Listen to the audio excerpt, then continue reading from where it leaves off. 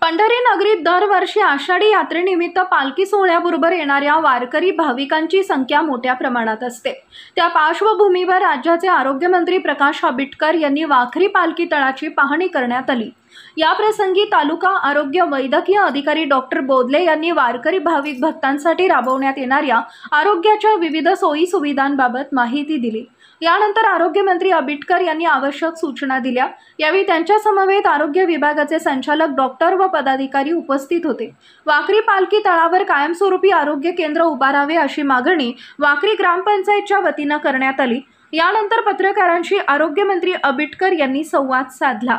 सध्याच्या कोरोनाच्या स्थितीबाबत पहा ते काय म्हणाले। कोरोना एकदा वाढतोय, राज्याची काय परिस्थिती आहे आणि आषाढी यात्रा आहे, लाखो भाविक पंढरपूरला येत आहेत, त्याच्या पार्श्वभूमीवर आपल्या आरोग्य विभागाची काय यंत्रणा असणार आहे? राज्यामध्ये कोरोना वाढतोय अशा पद्धतीचे जे आपण वक्तव्य करताय, यापूर्वी सुद्धा सातत्यानं आम्ही सांगतोय की बाबा कोरोनाचं जे काही एकूण आता पेशंट जरी वाढत असले तरी त्याच्याबद्दल काळजी गरजेपेक्षा जास्त करण्याची आवश्यकता आहे। पूर्वीच्या काळामधला कोरोना आणि आताच्या कोरोनामध्ये प्रचंड फरक आहे। कोरोनाची सौम्य लक्षणं असल्यामुळे भविष्यात सुद्धा कोरोना आपल्याबरोबर जरी राहत असला तरी फक्त आपली काळजी जी काय डॉक्टरांच्या सल्ल्याने घ्यायला पाहिजे तेवढीच घ्यावी अशा पद्धतीच्या सूचना केंद्र शासनाने दिलेल्या आहेत आणि त्या पद्धतीनं आरोग्य विभागाची यंत्रणा अत्यंत चांगल्या पद्धतीनं सर्वांना योग्य पद्धतीचं मार्गदर्शन आणि मॉनिटरिंग करते। त्यामुळे पेशंटची संख्या वाढली तरी त्यांना कुठेही ॲडमिट व्हावं लागत नाही। ते पेशंट्स अगदी नॉर्मली बरे होतात।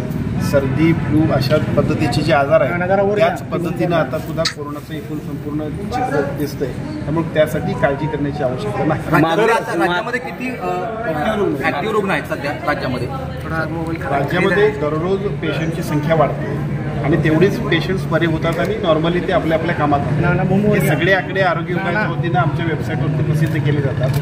पेशंटची संख्या जरी वाढत असली तरी ती अतिशय नियंत्रणाखाली आहे आणि आरोग्य विभागाची यंत्रणा त्याच्याबद्दल अतिशय चांगल्या पद्धतीने काम करते। गेले 3 वर्ष महाआरोग्य शिबिर होती, यावेळेला काय तयारी असणार आहे, किती डॉक्टर असणार आहेत आणि कशा रीतीने नियोजन? या सगळ्याचीच एकूण कामकाजाचा आढावा घेण्यासाठीच आज खरं म्हणजे मी आलोय।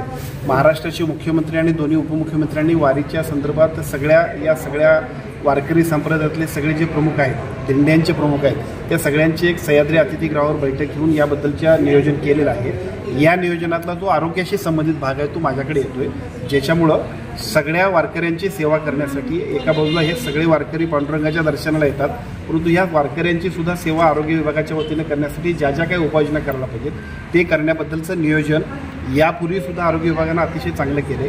त्याच पद्धतीनं ज्या गोष्टी त्याच्यामध्ये सुद्धा सुधारणा आवश्यक असतील त्या करण्यासाठी आजच्या बैठकीच्या निमित्तानं आम्ही सगळं नियोजन करतो। काय आरोग्य शिबिर आहेत होणार आहे का नाही? एकनाथ शिंदेनी घेतलेली निश्चितपणानं ज्या आरोग्याशी संबंधित सगळे विषय असतील त्या सगळ्याचीच एकूण पूर्वीचं काम आणि त्या सगळ्या कामाला अजून चांगल्या पद्धतीनं आणि चांगल्या काही गोष्टी गरजेच्या असतील तर ते आपण करणार आहोत। म्हणजे मोठी घेणार आहे, छोटी शिबिर मोठी नाही। आमच्या अधिकाऱ्यांचं म्हणणं असं आहे की जी पूर्वी मोठी होत होती तिथपर्यंत जायला माणसाला काही मर्यादित होत्या।